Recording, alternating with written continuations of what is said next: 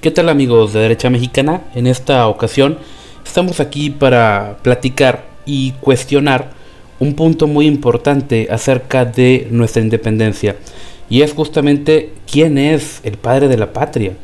Por un lado tenemos la versión clásica de el cura Hidalgo con ese famoso estandarte de la Virgen de Guadalupe, muy interesante el tema religioso.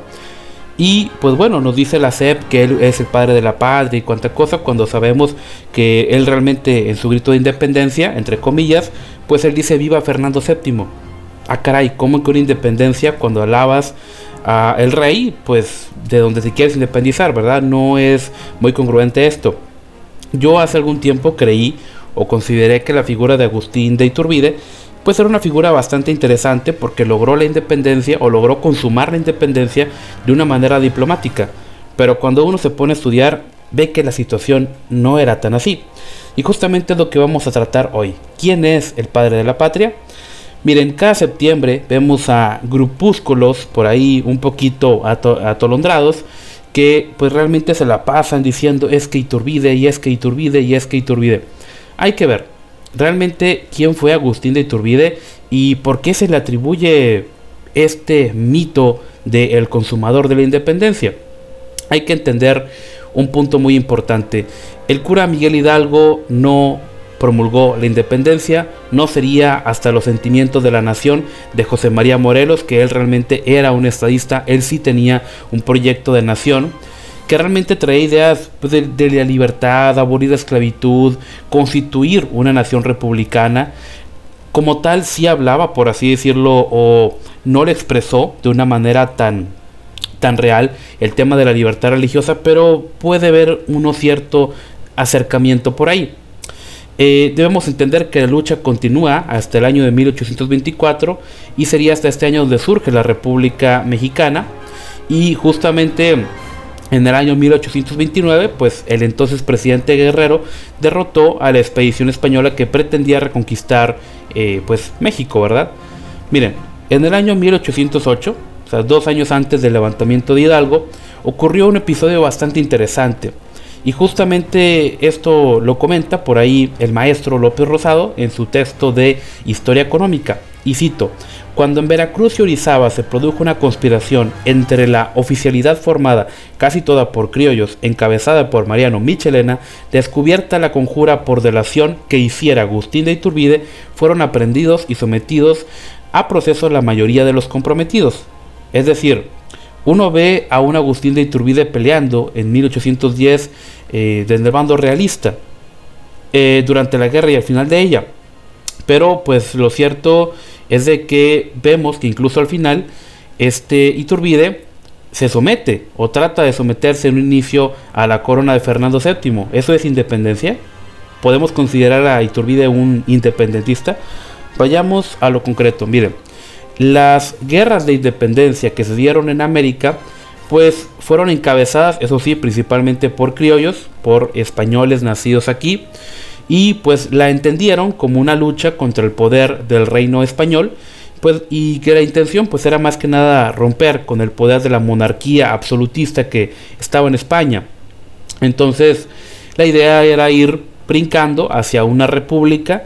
Por ejemplo, vemos el caso allá en el sur con Simón Bolívar. En su momento Simón Bolívar no trata de ir a una república, trata de ir a una cuasi monarquía, pero con títulos ahí medio mareados para darle un cierto imagen de república, pero no sería más que una monarquía porque el presidente pues sería prácticamente que fijo, sería casi que hereditario el puesto de presidente, y pues ahí el resto de los funcionarios también sería prácticamente a perpetuidad. O sea, tenías una aristocracia pero con otro nombre. Vemos que algunos traían las ideas de que terminara esta época de monarquía, que terminara la época del súbdito y pasáramos a ser ciudadanos, ¿ok? Es un punto muy importante porque a pesar de los famosos lavados de imagen que se le quiere dar, pues realmente la zona hispana realmente vivíamos en un estado teocrático semifeudal. O sea, realmente hoy en día hay mucha gente que trata de darle un lavado de imagen, y obviamente sí, hay elementos muy negativos que son inventados. Por ejemplo, que la Inquisición mató a millones de personas y demás. Obviamente eso es mentira, pero yo siempre me he dado cuenta que los extremos se tocan. O sea, es decir, está mal aquella gente que dice que el imperio español era casi que un estado nazi que iba por ahí masacrando todo lo que se encontraba. Eso es mentira. Pero tampoco es cierto que los españoles llegaron con rosas y chocolates. O sea, sí hicieron también sus pecadillos. Entonces no podemos justificar todo, pero tampoco podemos aceptarlo todo. Creo yo que el verdadero equilibrio consiste en ver las cosas como lo que son y tratar de acercarnos mejor a la verdad. Ahora, debemos recordar esto, que en su gran mayoría las revoluciones no fueron promovidas por la gente de a pie. La gente de a pie se sentía parte de España, la gente de a pie se sentía parte del Imperio Español. Realmente quienes promovieron las independencias fueron los criollos.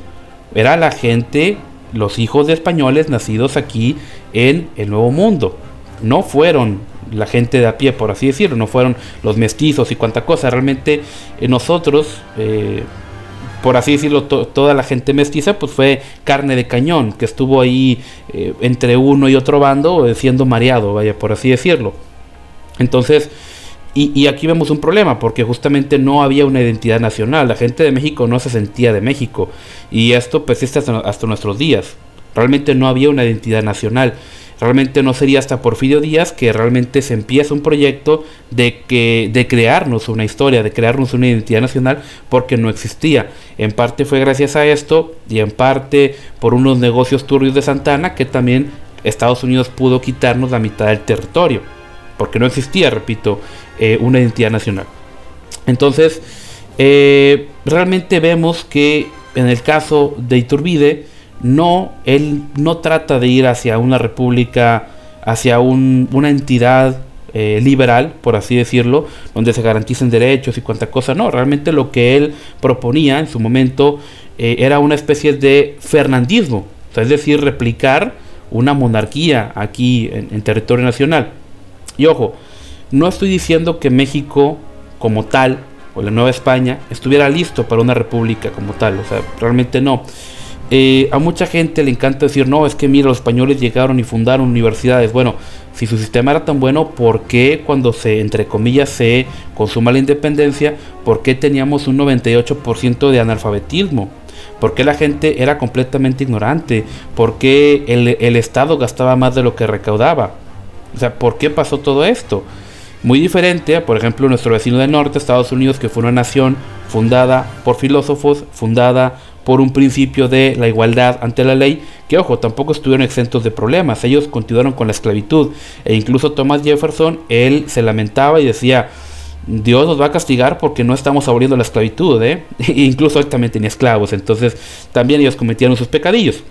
Y repito, ningún sistema de gobierno es perfecto, ningún sistema realmente siempre lo va a suplir todo. En nuestro caso de México, pues teníamos muchas carencias en este sentido. Ahora, ¿cuál era el plan? ¿O hacia dónde se pretendía llegar? Miren, había por ahí una disputa para decidir el futuro gobierno político, y la forma de gobierno de las naciones emergentes estaban en esta disyuntiva.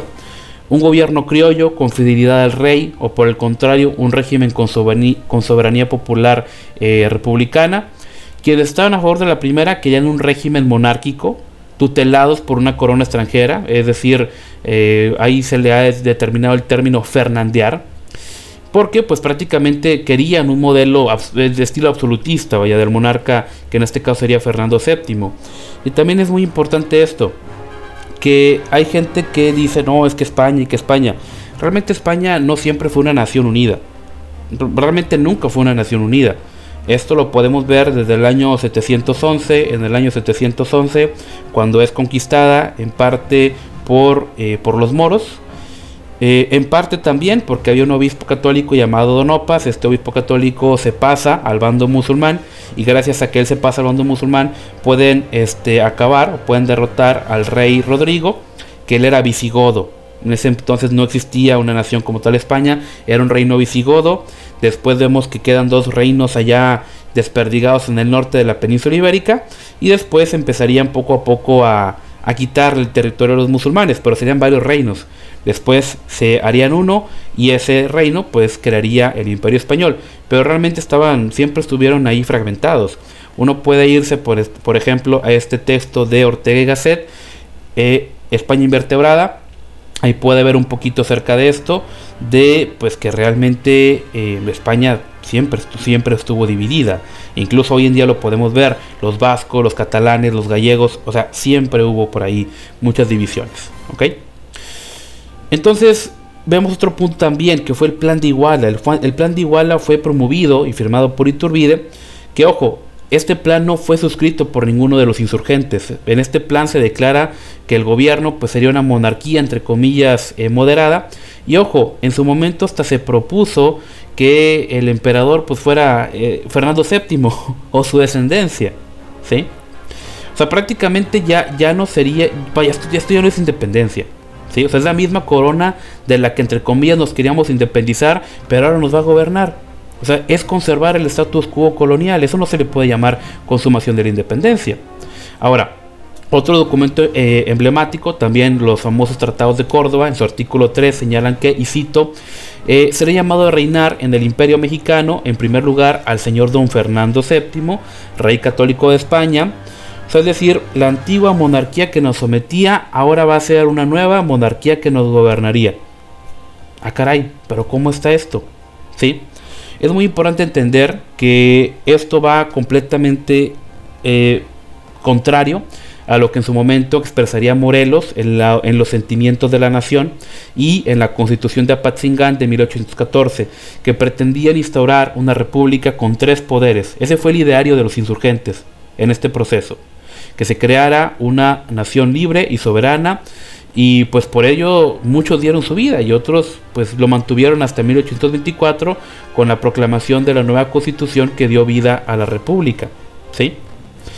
Y bueno, cuando en febrero de 1822 se instala el primer Congreso Nacional, hubo muchos desacuerdos porque había diputados borbonistas y estaban los republicanos. Unos querían que se instalara la monarquía, que repito, querían una casa real, alguien de la Casa Real Española. Y pues por otro lado estaban aquellos que querían una república fiel a los ideales de Morelos y demás, como Carlos María Bustamante, José María Izazaga, Fray Servando Teresa de Mier, entre otros, ¿verdad? Es decir, mucha gente quiere darle un tinte religioso a esto. Mucha gente trata de meter cuestiones religiosas aquí y te dice, no, es que Iturbide era un defensor de la religión católica y los que estaban en su contra eran malvados masones, reptilianos, anunnakis y cuanta cosa, ¿verdad? No, realmente no fue así. Realmente hubo notables miembros del clero que estaban a favor de la república. Uno de ellos, repito, José María Morelos. Otro de ellos, el famosísimo Tomás Mora. Un hombre íntegro, un hombre comprometido con México. Entonces, en ese sentido, pues no, realmente es muy errado meterle tintes religiosos aquí. Y quienes acusan a los todopoderosos masones, pues bueno, yo me gustaría comentarles que en México efectivamente entraron 2 logias. Una logia fue la logia escocesa. Esta logia escocesa, adivinen qué, era promonarquía y estaba muy ligada al clero. Y por otro lado teníamos a la logia yorquina, que la logia yorquina sí era muy del estilo republicano, muy del estilo de los padres fundadores de Estados Unidos. Entonces quien quiera meter o echar la culpa a la monarquía, o sorpresa, a la masonería, o sorpresa, la masonería estaba en ambos bandos, ¿sí? Así que no, o sea, no podemos decir que la malvada masonería lo echó todo a perder, porque repito, o sea, te vas a estar dando un tiro en el pie, ¿ok? Ahora, en su momento también Agustín de Iturbide pues empieza a pelear con su gente, porque pues prácticamente él sienta las bases de su imperio para que esté sometido prácticamente al imperio español, ¿sí? Entonces, ¿podemos decir que Agustín era independentista? Porque, repito, o sea, realmente vemos que no, que realmente él quiere seguir con el mismo estilo, con el mismo modelo que pues en su momento trataron de llevar los absolutistas allá en España, ¿sí? Ahora, ¿cómo se dio todo esto? Ya hablamos un poquito acerca de cuál era el proyecto, por así decirlo, de Iturbide, pero cómo se dio toda esa situación. Aquí en este caso me gustaría hacer una cita de alguien anónimo que dice así: en tiempos de las bárbaras legiones, en lo alto de las cruces colgaban los ladrones. Hoy, en pleno siglo del progreso y de las luces, del pecho de los ladrones cuelgan las cruces. La interpretación se las dejo a ustedes. Ahora, me gustaría decirles quién consideramos algunos que es el verdadero arquitecto o padre de la patria. Y no es Miguel Hidalgo, pero tampoco es Agustín de Iturbide. Y me gustaría decirles un nombre que muy poquitos de ustedes han oído nombrar. Prepárense para escuchar el nombre de Matías Monteagudo. Repito, Matías Monteagudo. Él es uno de los verdaderos arquitectos de la independencia. Y pues también me gustaría platicar un poquito o mencionarles el nombre de Luis Clementi. Este hombre fue el nuncio papal, o hablar de los arzobispos Lázaro de la Garza y Ballesteros y Pelagio Antonio de la Bastida y Dávalos, Francisco Javier Miranda, cura del Sagrario de Puebla, de Antonio Reyero y Lugo, gobernador de la Mitra, de Clemente Jesús Munguía, obispo de Michoacán, de Francisco Ortega García, cura de Zacapoxtla. ¿Y por qué se sabe tan poco de ellos si fueron importantes en la conformación de nuestro muy lamentable destino nacional? Aquí me gustaría citar a dos padres de la iglesia, primeramente Agustín de Hipona, cuando él dice esto: ¿a qué derecho te atienes para defender las propiedades de la iglesia, al divino o al humano? Y cito a San Ambrosio cuando él dice: nada propio posee la iglesia salvo la fe. Repito, Miguel Hidalgo, él nunca demandó el rompimiento con España. Realmente él nunca exigió que un criollo o un mestizo se ocupara del nuevo gobierno, no. Simplemente lo que hizo Hidalgo es de que él truena, él protesta contra el gobierno napoleónico en su momento de España, y pues él toma el estandarte de la Virgen de Guadalupe y pues él dice o grita: viva la religión, viva Nuestra María Madre Santísima de Guadalupe, viva Fernando VII, viva América y muere el mal gobierno. Cuando él dice muere el mal gobierno se refiere al de Napoleón. Que ojo, me gustaría comentar esto: Napoleón en su momento no quería quitar a la monarquía borbona, pero realmente la monarquía de los Borbones era demasiado incompetente, Digo, Napoleón en su momento dice: oye, estas gentes son demasiado incompetentes, o sea, el pueblo de España le está yendo pésimo bajo esta gente. Y en su momento por eso Napoleón pone a su hermano José Bonaparte, Pepe Botella. Repito, no estuvo bien lo que hizo, pero en su momento incluso Napoleón mostró tintes de preocuparse más por los españoles que sus mismos reyes, ¿sí? Ahora, Iturbide, entre comillas, termina con la independencia gracias al patrocinio político, económico y militar de este tipo, Matías Monteagudo. Y bueno, Hidalgo ya llevaba pues casi 10 años muerto, ¿sí? Incluso por ahí Francisco Moreno, este historiador, él considera que Matías Monteagudo es ni más ni menos el padre de la patria, porque fue él, junto con un grupito del alto clero, juntamente con magnates del comercio, militares, criollos destacados, funcionarios, burócratas y demás, que querían cuidar su patrimonio, pues le dan a Iturbide los medios para que él, entre comillas, consume la independencia. Matías Monteagudo era un hombre que pues fue conocido por su lealtad a la corona, ¿sí? Este hombre tenía títulos muy interesantes como rector de la Real Universidad Pontificia, director de la Casa de Ejercicios de la Profesa y consultor de la Inquisición Mexicana cuando se sintió muerte a Morelos en 1815. Y repito, este hombre que mandaría matar a un insurgente que promulgaba la independencia, miren, nada más y nada menos sería uno de los arquitectos de la independencia, ¿verdad? Justamente en el año de 1814, 6 años atrás, Fernando VII, una vez que es concluida la intervención francesa allá, pues había decapitado la en su momento liberal Corte de Cádiz de 1812 y pues declara nulos y sin ningún efecto todos los decretos gadianos. Y pues prácticamente Fernando VII de un plumazo destruye el progreso de esta constitución. Ahora, en 1820, como todos lo sabemos, ya había revivido en España esta idea constitucionalista. Fíjense, nada más y nada menos, pobrecito rey, le querían quitar privilegios, pobrecito clero, le querían quitar poder, y pues bueno, había que hacer algo, ¿verdad? porque obviamente esto atentaba contra los intereses del alto clero. Y pues el 7 de marzo de este trágico y desesperado 1820, Fernando se ve obligado a jurar la Constitución de 1812 que él había derogado. Y fíjense, cuando esto sucede, pues muchos pusieron el grito en el cielo: oye, ¿cómo es posible que el rey firme esto? ¿Cómo es posible que el rey haga esto? ¿Sí? O sea,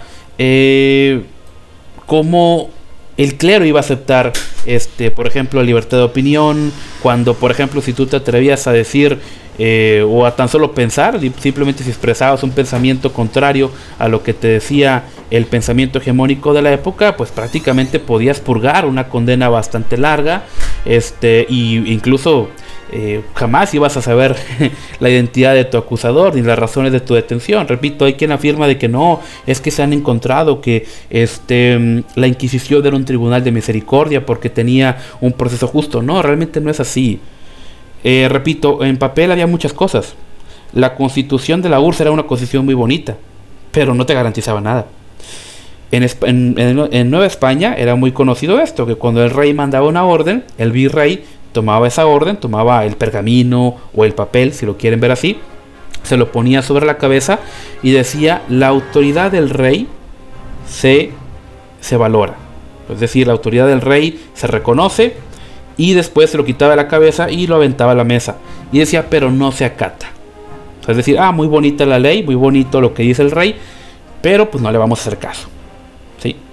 Entonces, vaya, justamente por esta situación, cuando empiezan a surgir gérmenes de democracia, gérmenes de libertad en España, que ojo, tardaría mucho para que se llegara a consumar, pues ahora sí que Monteagudo pone el grito en el cielo y dice: ¿cómo es posible?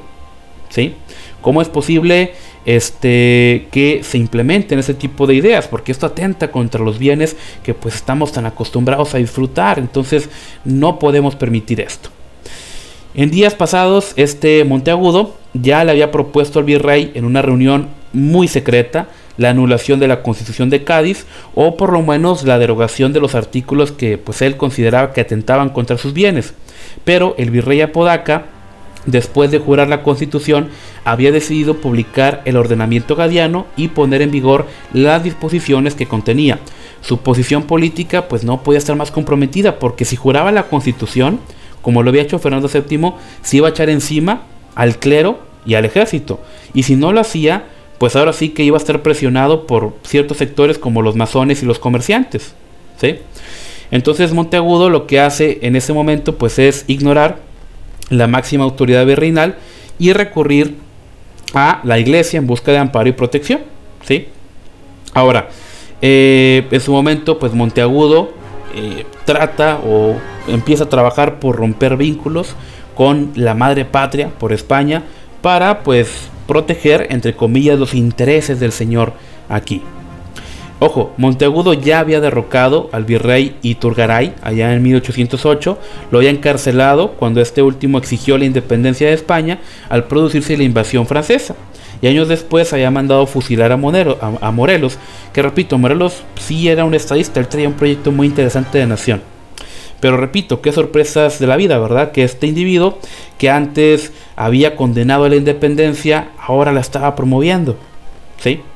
Ahora, no se debe perder de vista que los ingresos de la Iglesia Católica en este tiempo eran iguales o superiores a los del propio Estado español. Repito, la Nueva España era una sociedad teocrática, semiesclavista, prácticamente un recaudador en cada parroquia y un confesor en cada manzana controlando conciencias. ¿Sí? Y pues bueno, fue justamente la razón por la que expulsaron a la Compañía de Jesús de la Nueva España, ya que la Compañía de Jesús, los jesuitas, actuaba más como una orden de inteligencia militar que como una orden monástica. En muchas partes del mundo fueron tantas las intrigas y manipulaciones de los jesuitas que los expulsaron. ¿Sí? Les recomiendo leer mucho este libro de Edmund Parish, se llama La historia secreta de los jesuitas. Él platica mucho acerca de esto. Incluso Napoleón los consideraba una especie de estado profundo. Incluso los jesuitas acuñaron esta frase de que dame al niño los primeros años de su vida y me pertenecerá para siempre. Es decir, ellos trabajaban mucho con la manipulación, trabajaban mucho con el adoctrinamiento para guiar a los gobernantes por donde ellos querían. De hecho, un famoso ex sacerdote jesuita, Alberto Rivera, español también, él en sus obras, él empezaría a comentar lo siguiente, que él obviamente, él entró a la Orden de Jesús, todo muy bien, empezó a trabajar muy padre todo, pero pues llegó un punto en el que a él siempre le habían dicho, los masones son malos, los masones son malos, los masones son el enemigo, y los masones, prácticamente cualquier problema se lo achacaban a los masones. Subía la gasolina, culpa de los masones; llovía, culpa de los masones; no llovía, culpa de los masones. Digo, hay loquitos hoy en día que también piensan así, ¿verdad? Entonces, cuando él empieza a ascender en la escala jerárquica, se da cuenta que un alto jerarca de los jesuitas es masón, y otro, y cuando sube a lo más alto, se da cuenta que todos son masones. Entonces dice, caray, pero pues no se suponía que eran los malos. Entonces él choca con esto, ¿verdad? Incluso Alberto, en su investigación, repito, él es un hombre muy culto, muy leído, él llegaría a afirmar que pues realmente la Compañía de Jesús, los jesuitas, fueron creados o fueron fundados prácticamente de la mano, prácticamente con los famosos iluminados de Baviera. O sea, compartían mismas ideologías. Incluso él decía que Ignacio de Loyola pues tenía bastante afición por temas ocultistas y demás. De hecho, no les extrañe que, por ejemplo, la teología de la liberación, que es una combinación de catolicismo con ideología marxista, viene de los jesuitas. Por ejemplo, el famoso papa que tenemos ahorita, el papa comunista, el papa más hasta ahorita más progresista que me ha tocado ver, pues él es jesuita. Simplemente también otro punto importante es de que hoy en día los jesuitas también tienen un telescopio muy interesante al que le pusieron Lucifer, bastante curioso, ¿no creen? Incluso este famoso activista pro LGBT, James Martin, que tiene una congregación allá en Nueva York, y pues prácticamente que uno de sus colaboradores se dedica también a recaudar dinero para Planned Parenthood, es jesuita también. Entonces tú dices, aquí hay algo raro. Pero bueno, si quieren investigar ese tema, ya se los dejo. Les recomiendo mucho escuchar también el podcast de el episodio del Vals del Saduceo. Ahí hablo un poquito acerca de esto, ¿verdad? Entonces continuamos con nuestra historia. También podemos platicar un poquito de, bueno, si Monteagudo empezó a tramar toda esta red de mentiras, a tejer toda esta telaraña de conspiraciones para independizarse, porque obviamente no le convenía que una constitución de Cádiz gobernara aquí en Nueva España. ¿Cómo llegó esto Iturbide? ¿Cómo entra Iturbide aquí en la ecuación? Bueno, esto se da porque justamente se necesitaba pues un brazo militar, un brazo armado para aplastar a Guerrero en la Sierra del Sur. Y pues una vez que se recuperara la paz, pues ya se trabajaría para consolidar la, entre comillas, independencia. Hubo varios nombres y hubo varias posibilidades hasta que hasta que Monteagudo pues saca por ahí a su campeón, que sería Agustín de Iturbide, ¿sí? Algunos dijeron, oye, pero este es un tipo corrupto, ese tipo es un megalómano, ¿cómo vamos a depositar nuestra confianza en él? O sea, este hombre fusilaba gente de manera innecesaria, cometía saqueos salvajes en las poblaciones tomadas por él. Incluso Iturbide, repito, en sus inicios había sido un insurgente, y por conveniencia se había cambiado de bando. O sea, simplemente, incluso hasta había engañado a su esposa con la famosa Güera Rodríguez. Entonces, si un hombre no le había sido fiel ni a la corona ni a su esposa, ¿cómo podíamos depositar nuestras esperanzas en él? ¿Sí? Repito, Iturbide tenía una famosa costumbre que cuando llegaba a un pueblo que pues él tenía la sospecha que había insurgentes o que habían pasado los insurgentes, él tomaba gente de 5 en 5. Entonces contaba 1, 2, 3, 4, 5, y al que tocara el 5 lo mandaba a fusilar. Así, sin juicio. Entonces el tipo también era medio sanguinario, ¿verdad? Entonces aquí se empieza a construir la idea de un Iturbide. Repito, el alto clero empieza a construir esta idea, empieza a construir este mito, que Iturbide era un hombre intachable, que tenía muy buenos ideales, que tenía un proyecto de nación. Pero no, Iturbide simplemente fue el títere en torno, ¿sí? Y pues bueno, México tenía que romper con España, la independencia era un hecho, se tenía que consumar sin disparar unos poquitos tiros. Repito, a mí me impresionaba cómo Iturbide había logrado la independencia con cartas. Decía, oye, esto es digno de admirar. Iturbide logró la independencia con cartas, sin un baño de sangre. Pero repito, cuando empezamos a investigar nos damos cuenta que para empezar ni fue él. Él solamente fue una variable de la ecuación para darle ahí un lavado de imagen a todo esto. Pero ya todo estaba preparado por este famoso Estado Profundo. Y ojo, no fue solo cuando Iturbide pues fue derrotado por las tropas insurgentes que estaban encabezadas por Guerrero y sus subalternos. Ojos, eso sí, en encuentros irrelevantes, ¿verdad? Como el de Tlaya o el del Espinazo del Diablo. Aquí donde el futuro emperador de México, brazo armado del alto clero, decide cambiar la estrategia militar por la diplomacia. Sustituye el campo de batalla que había fracasado por la mesa de negociaciones. Entonces, pues, ¿qué sentido tenía continuar con la violencia cuando Guerrero y Iturbide pues querían la independencia de la Nueva España? Aun cuando pues sus intenciones eran muy diferentes. Iturbide se acercó primeramente a Guerrero, a Bravo, Guadalupe Victoria, pues a través de los cabilderos. Ya no había necesidad de recurrir a las armas, sino al verbo y a los adjetivos, a las frases bonitas y demás. ¿Sí?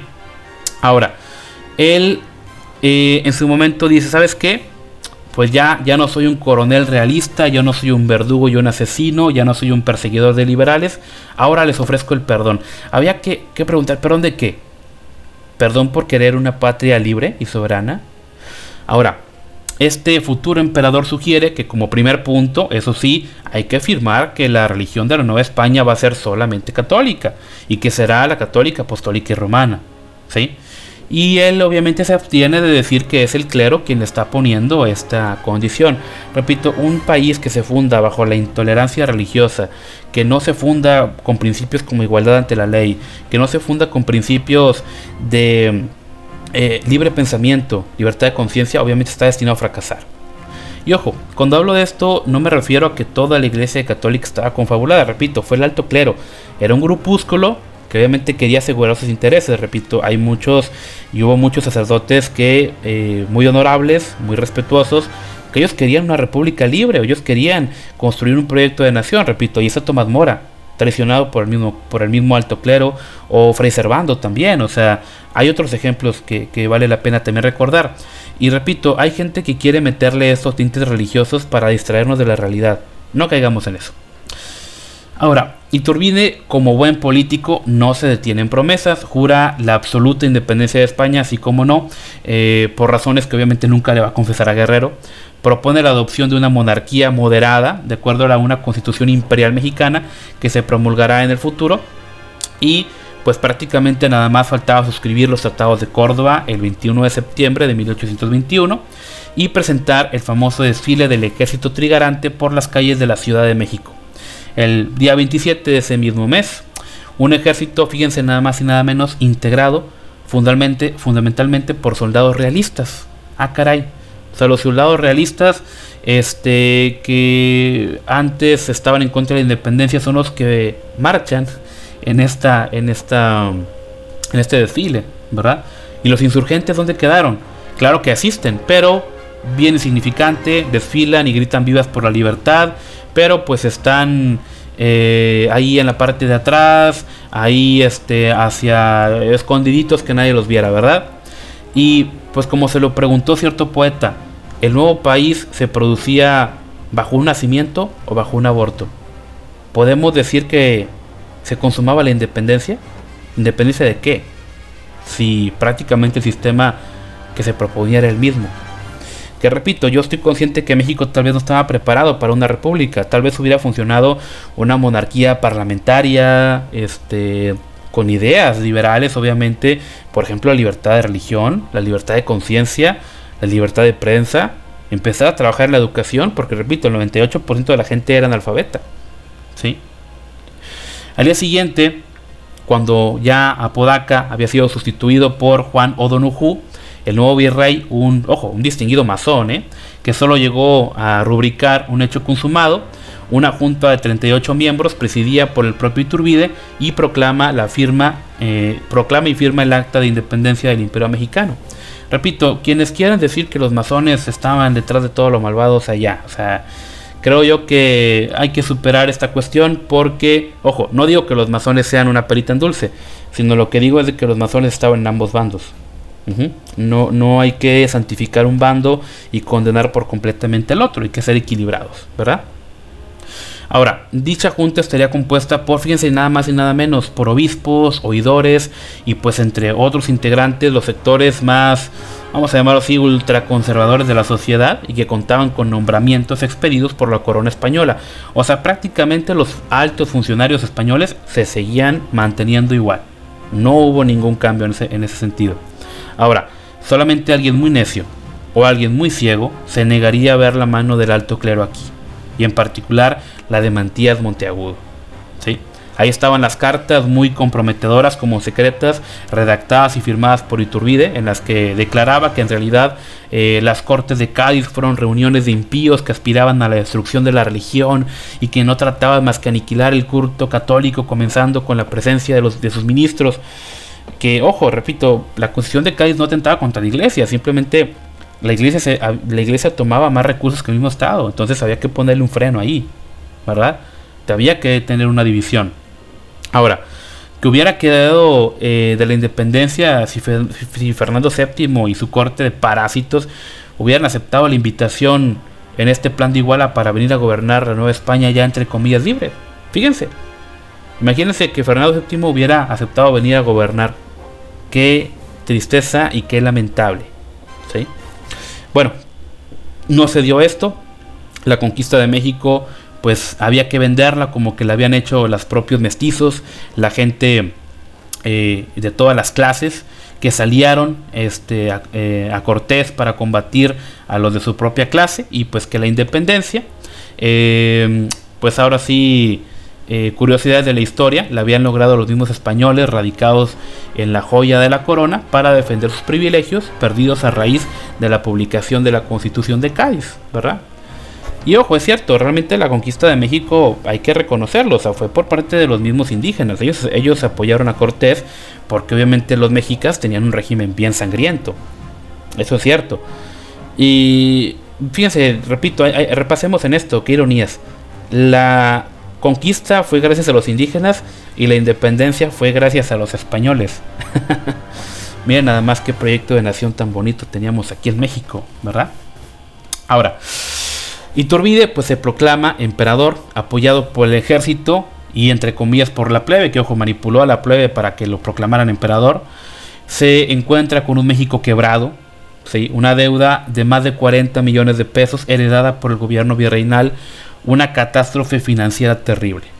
Fíjense, en 1810 los ingresos eran casi 7 millones de pesos y en 1821 la cifra era de poco más de 1 millón, cuando los gastos eran de 4 millones. ¿Sí?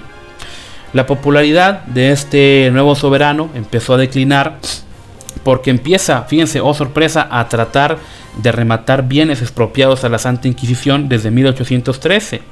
¿Sí? Prácticamente él empieza a decir, a ver, o me prestan dinero, o voy a empezar a enfrentarme con la necesidad de pagar los gastos propios de mi corte y de mi gobierno, pues con el patrimonio del Santo Oficio. Entonces el clero dijo, no, esto sí que no, ¿sí?